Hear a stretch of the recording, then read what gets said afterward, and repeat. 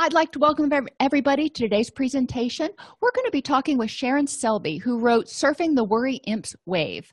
It is an amazing children's book that helps children understand a little bit about what causes anxiety and what causes sort of false anxiety so they can start figuring out how to deal with their feelings as they come up. The book has a lot of activities in it that allow children to work through with their parents, with their caregivers, with their therapist, whomever, each one of these tasks. So it's not just a read it and go. It allows the children and the families to really partake in the developmental process. So welcome, Sharon. Thank you Please so much. Tell us a little bit about yourself. So I'm in private practice in Vancouver, British Columbia. I have been counseling for 20 years now, and most of my practice specializes in anxiety with children and teens. Okay. And your website, which we'll put up a little bit later, is just an absolute wealth of information. You have a lot of blog articles that people can go look at and learn about all kinds of things, some of which we're going to talk about today. So what prompted you to write this book?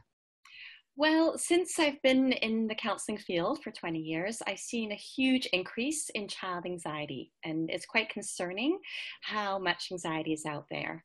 And I really think if we can teach children about it when they're young, we can hopefully turn things around so that it's more manageable and doesn't really turn into an anxiety disorder when they're older or as teens. So I noticed there wasn't a lot of resources available for parents and professionals in the age 5 to 10 category. And that's an age I work with a lot. I also run groups for children with anxiety, as well as working with them individually. And so I wanted to put all of my curriculum that I use into a fun story that would be engaging, but also give them concrete strategies and give parents, especially, a resource. And one of the wonderful things I noticed when I was previewing this book was a lot of the strategies that you are teaching through this book are the same strategies that I teach adults when they come in. We just go about it a bit different. So when parents are working with their children to help the children learn how to deal with anxiety, the parents are also potentially developing skills that they may not have, because, you know, a lot of times what I see is when the youth have high anxiety, parents also tend to have difficulty coping with anxiety. So through modeling and through teaching, the parents are actually going to get a lot out of it in addition to the youth. Exactly. These are strategies that are based on CBT, which is cognitive behavioral therapy, as well as mindfulness, and that's known as the gold standard for treating anxiety. Right. So it's just a way to teach it to younger children. And really, as you say, the book is for all ages. It's just written in a children's format. Right. And, you know, it's kind of funny. One of the things that you talk about are the false alarms, the setting off the fire alarms. And in my classes, a lot of times I talk about the fire alarm because our fire alarms, you know, I'll get distracted or something will drip and I'll get smoke in the kitchen. And there's really no fire, but there's smoke. Or when we have our windows open and the wind blows really strong, it'll set off our fire alarms.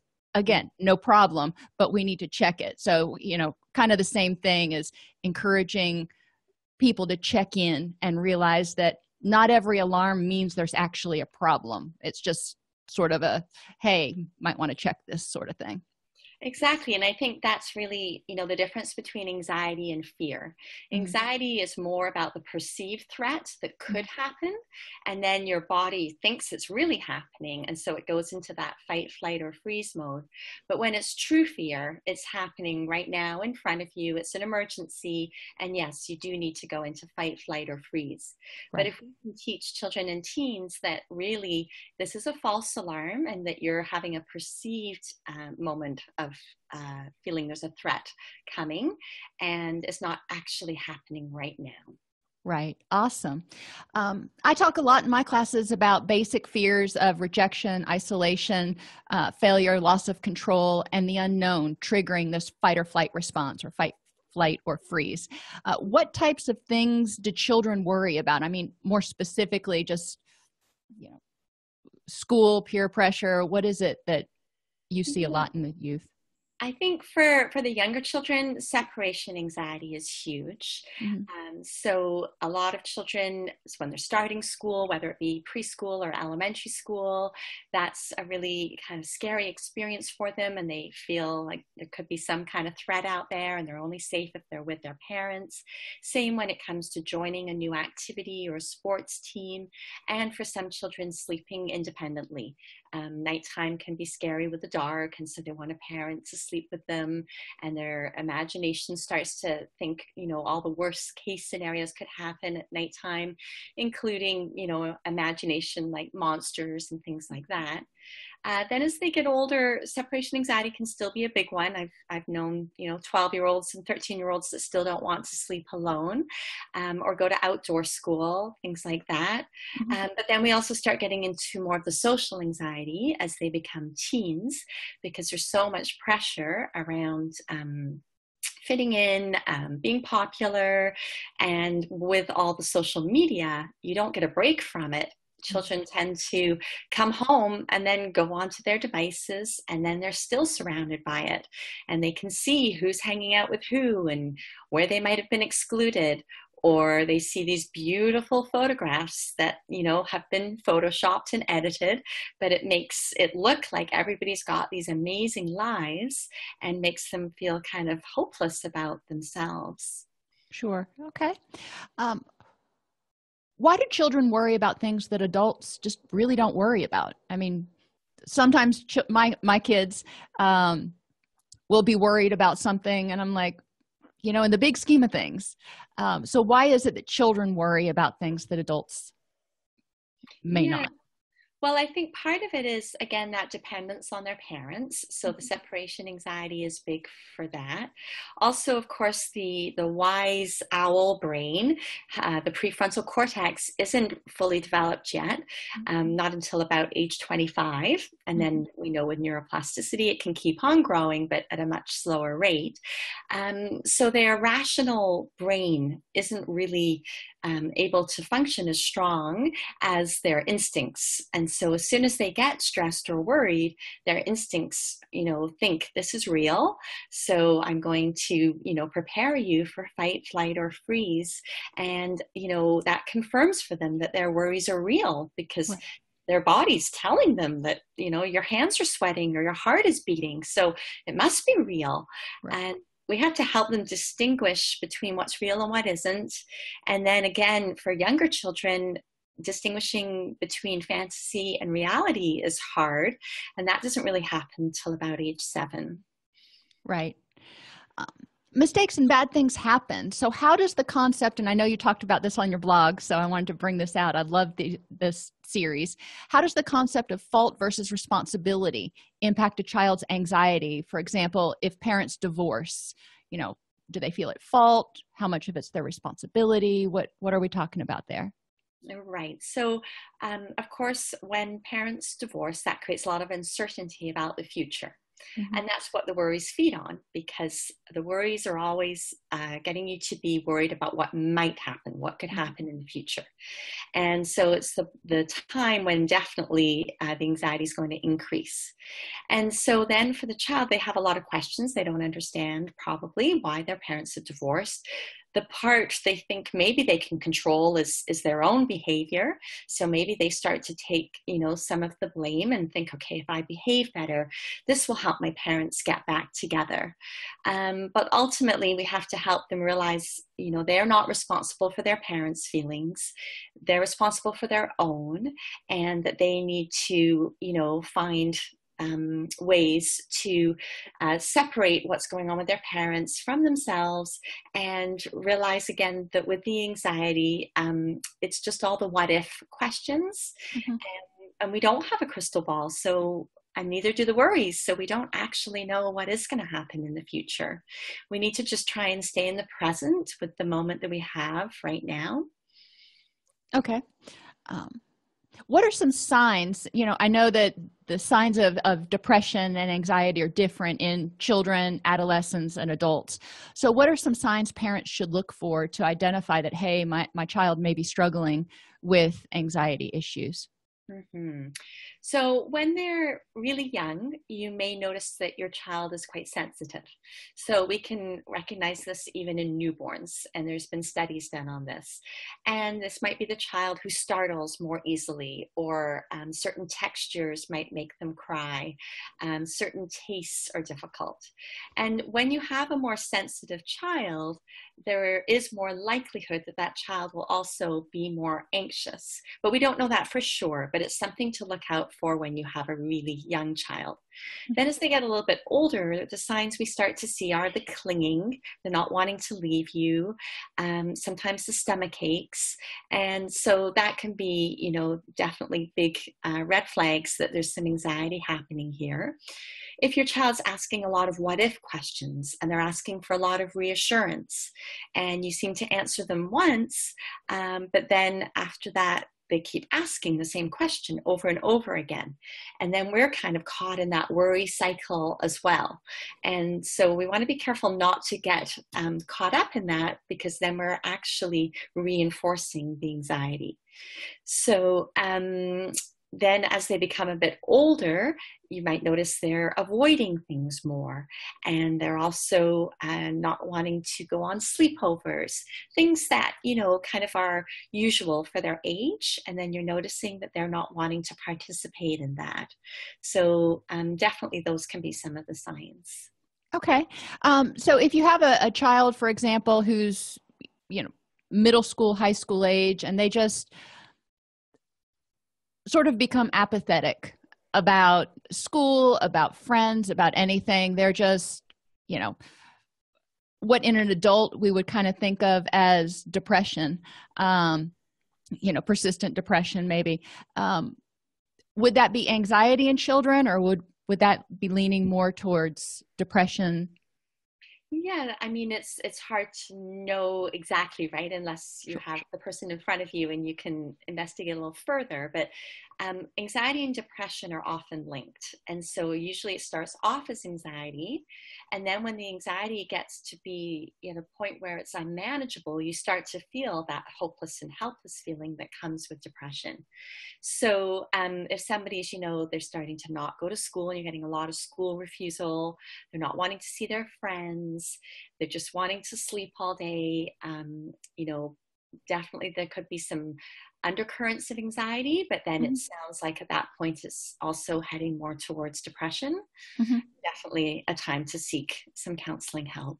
Sure. And probably to deal with that depression, they're going to have to deal with that undercurrent of anxiety, because they need to develop the sense of self-empowerment. Exactly. And a lot of what we do in CBT is talk about cognitive thoughts. So the C for cognitive behavioral therapy is cognitions, which are your thoughts. And so there's a lot of irrational thinking that happens, especially in the teen years as well, because there's so much fear of judgment and what others think. And so you can really build up irrational thoughts. And then if you're believing all those thoughts, it gives you these very negative feelings. And then, of course, that leads to your actions, which means you don't want to go anywhere and you want to hide and sleep all day. Sure. And one of the things we talk about in my groups, with adults, the fact that there's thoughts when you're thinking based on feelings, and instead of thinking based on facts. And so if they feel like it's scary, then they automatically start thinking this must be something that's really scary, and then they can talk themselves into it. So sometimes even feelings can trigger thoughts that support the feelings, and it's this downward spiral, such as going to a sleepover, as the example you gave. If they think it's kind of scary, then they're like, well, what if I go and I wet the bed, or I burp, or something that children and young teens tend to find just mortifying. Then they start thinking about all the what ifs, as you said, that could happen, and they can really get themselves wound up.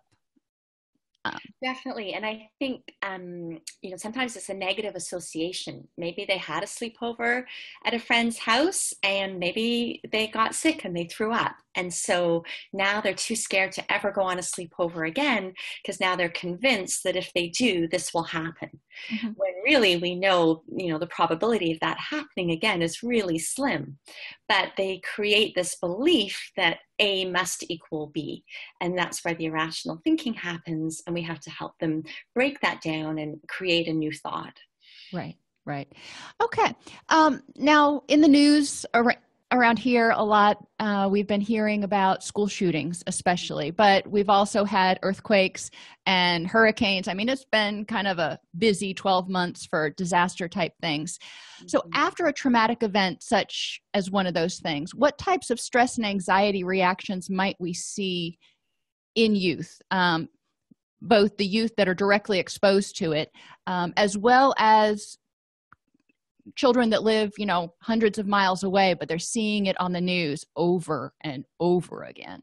Mm-hmm. Yes, exactly. So, of course, there's going to be a lot of separation anxiety because they're going to want to stay close to their parents. They're going to feel that that's their safe place.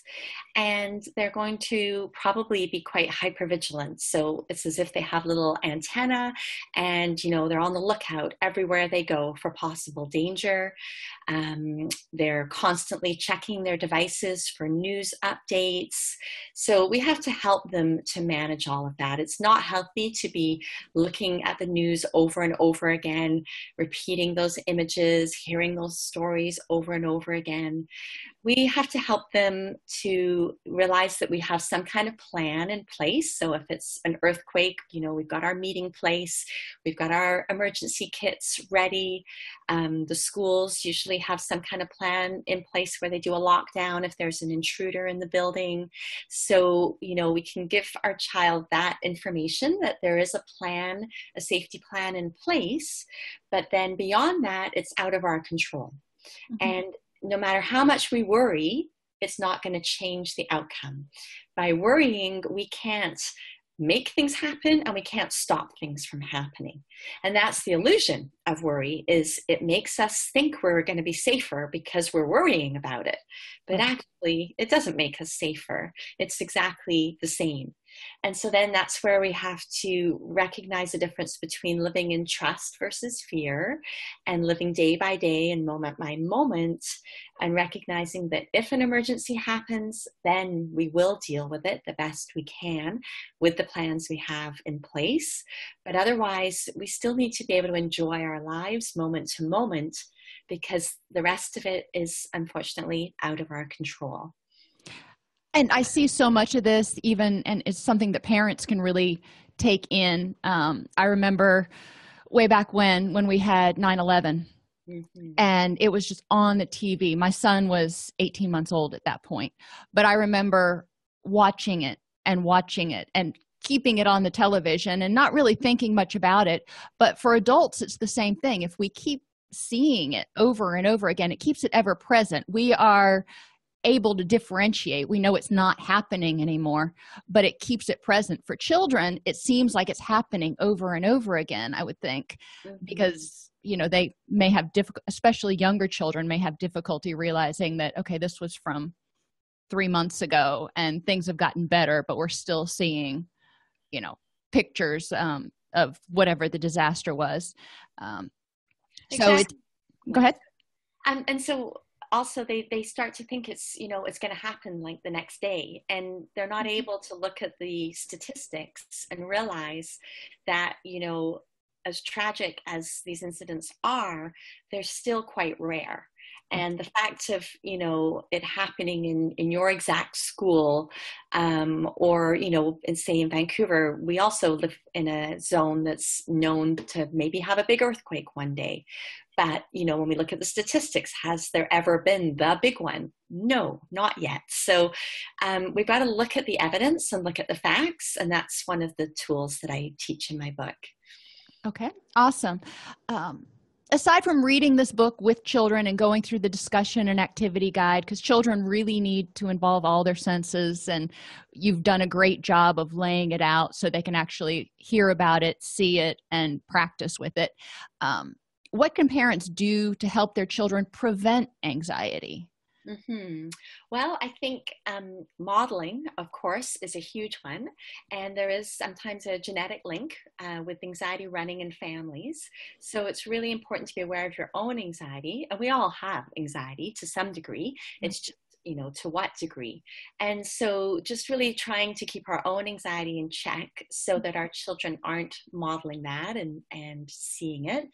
And then being able to have these kind of discussions with them where you have a close relationship and you can talk about thoughts and feelings. I really believe in bedtime being that golden hour where you're not trying to rush it and make it happen in 5 or 10 minutes. You take time when they're younger to read a story and have rituals, but also have some quality time where you can have little chats, lie down on the pillow together, and often in the dark or when the lights are dimmed and the busyness of the day is finished, that's when stuff comes up and you can have these really insightful conversations. And then even with teenagers, you can, if this is something that they've always been used to. My daughter's turning 15 next week, and I'm fortunate I still get to lie down next to her in bed at night and have these kinds of chats because she's never known anything different. We've just always done that. Right. So I really encourage using bedtime to be that special time to have these kind of chats. And it also helps them kind of quiet their mind a little bit so they're not laying down and, like you said, when it's quiet, they're alone with their thoughts. And if they don't have a way to get them out, those thoughts just kind of bounce around in their head. So using that time really helps them de-escalate and start getting ready for a good quality sleep. Yeah, we all need to process, and so it just helps to process with a caring parent who has wisdom and a different perspective and can, listen and maybe give some support if needed. Which, that's kind of the cool thing. We may not be the smartest people in the world, but we have more experience than our children. So we have been through similar things probably. And we can share, not to invalidate them, obviously, but, we can give a slightly different perspective sometimes on things that may be anxiety provoking, and we can help them look at, let's stop and look back at, times when you've gone through something like this before and it's been fine and you've done great, so, it's maybe the child's getting ready to give a speech or something. So those are definitely things that, and whether we're a parent or just an objective person who's not in that emotional mind, we can maybe point out some of their strengths and resiliencies. And I think it's important, that children don't just identify themselves as anxious. It's really important to externalize it. So that's why I created this little worry imp character for my book, because imps are imaginary, but they also like to play tricks. And so when we can call it the worry imp that's playing tricks, then it's easier to see it as something outside of you that you need to speak back to or not listen to or do the opposite of. And as children get older, and you're not going to call it the worry imp anymore, but just calling it the worries or just calling it anxiety is a way of externalizing it, so they can realize, oh yeah, that's my anxiety voice talking again. Okay, I don't need to listen to that. What other thoughts can I have that might be more grounded in reality? Exactly. I noticed on your website that your blog quite extensively talks about issues related to anxiety, attachment, discipline, self-regulation, and resilience, which are all wonderful topics. I mean, you could do so much with all of them. How do you see all these things as being related? Right. So if you have a strong attachment, that creates a secure base in the family. And that's the founder of attachment theory, John Bowlby, that called it that, the secure base. And that's really crucial in every family. But then it's also really important we don't become overprotective, because if we're too protective or we jump in and rescue our children too much or solve problems for them, then they don't develop the resilience that they need. And then also they need to develop self-regulation so that they can learn how to handle all these big feelings, anxiety being one of the big ones. And then the discipline part is important because the roots of the word discipline actually mean to teach. And so that's an important part of parenting because that's where children learn boundaries. And if they're not having limits set and they have no boundaries, then they are going to become anxious later because they're going to get themselves into situations where they don't know how to handle it and they've gone kind of out of bounds because they don't know what those limits are. And then on the other hand, if it's a very strict authoritarian family where the parents are kind of controlling the children, then the children don't know how to think for themselves. And so then that's going to create anxiety as they get older and need to make decisions for themselves. So we want to try and be in the middle and have that backbone bamboo style of parenting where you're firm but flexible and still have limits but also have a strong attachment. Sure. And so, as you were talking, I'm thinking of growing up in a family. If you grew up in a family where there weren't any limits set, it might feel like mom and dad didn't care. So that could trigger some anxiety and disrupt the attachment process. And likewise, if the family is over authoritarian, it might feel to the child like their parents don't trust them and they don't, their parents don't think they have the skills, so they need to be afraid because they're, vulnerable. And being undermined. Exactly. So it sends a lot of confusing messages when you're at either end of the spectrum. So, we've talked a lot about anxiety and children and everything, and I can't say enough about this book. I don't usually gush about books, but it's so pretty and it works so well. So where can people get Surfing the Worry Imps Wave? So right now it's available on my website, which is my name, SharonSelby.com. And soon it will also be available on Amazon. It has just come out, so that's why, yes, thank you. It's very exciting and it's off to a great start. And it also comes with a digital discussion and activity guide.